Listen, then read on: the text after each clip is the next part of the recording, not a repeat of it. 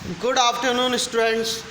I am Ayush Purohit from Navjyoti Global School, Putgaon, and I welcome you all to the online portal of Navjyoti Global Schools.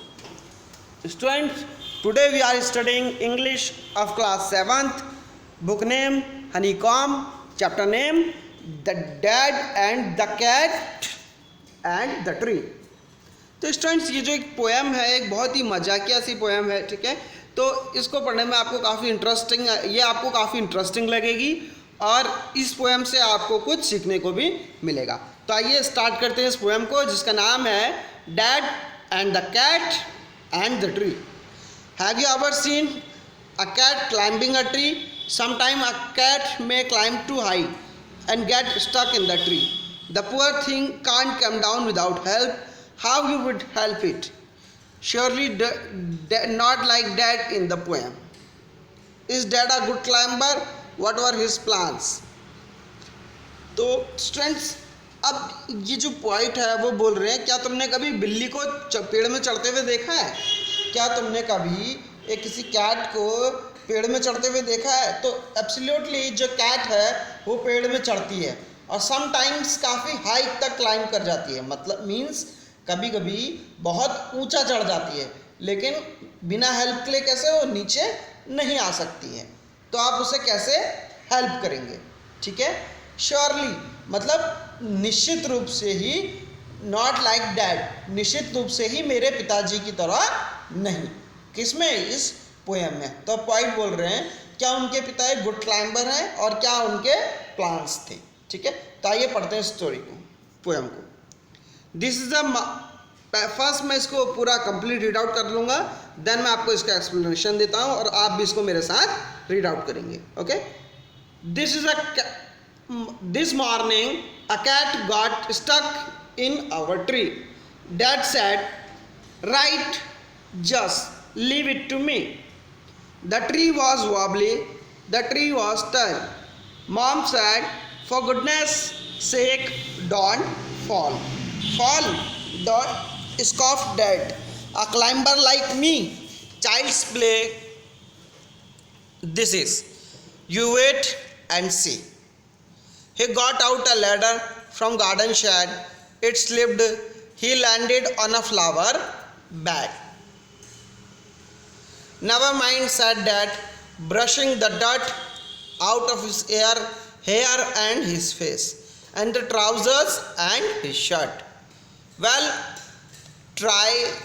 we will try plan B. Stand out of the way, Mom said, don't fall again. Okay, fall again, said Dad, funny joke. Then he swung himself up on a branch, it broke. Dad landed a wallop back on the deck. Mom said, stop it, you will break your neck. Rubbish, Dad said. Now we will try plan C. Easiest wrinkle to a climber like me. Then he climbed up high on a garden wall. Guess what? He didn't fall. He gave up a lap and he landed a flat in the crook of the tree trunk, right on the cat. He gave a cat a yell and sprang to the ground. Please ask Punch to be safe on sound. So it's smiling and shrinking, smug as can be, but poor Dad still stuck up the tree.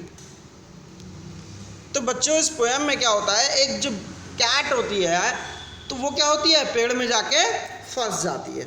The cat, this is a morning, a cat got stuck in our tree. एक जो बिल्ली है वो किसी के पेड़ में फंस जाती है तो उनके पिताजी कहते हैं, right, just leave it to me, इसे बस मेरे पे छोड़ दो।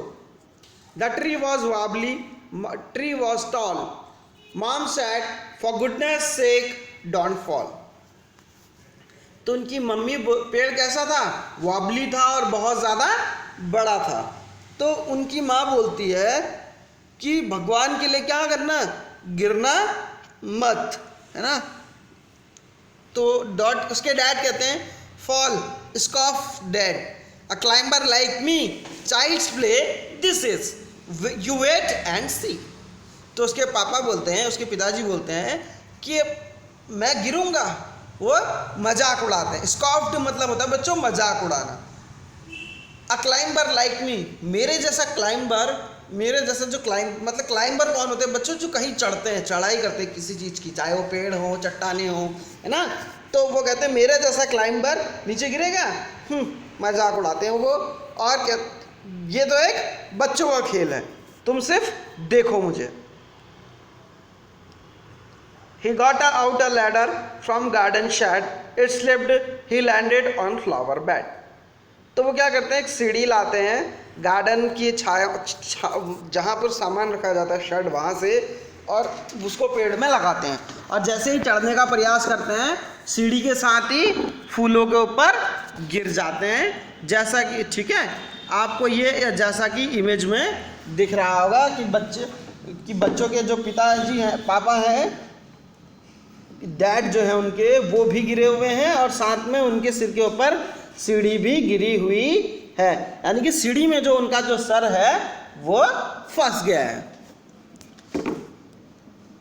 Never mind said dad, brushing the dot off his hair, his face, his trouser and his shirt. उसके पिता कहते हैं नेवर माइंड, मतलब माइंड मत करना, इस पे ज़्यादा गौर मत करना.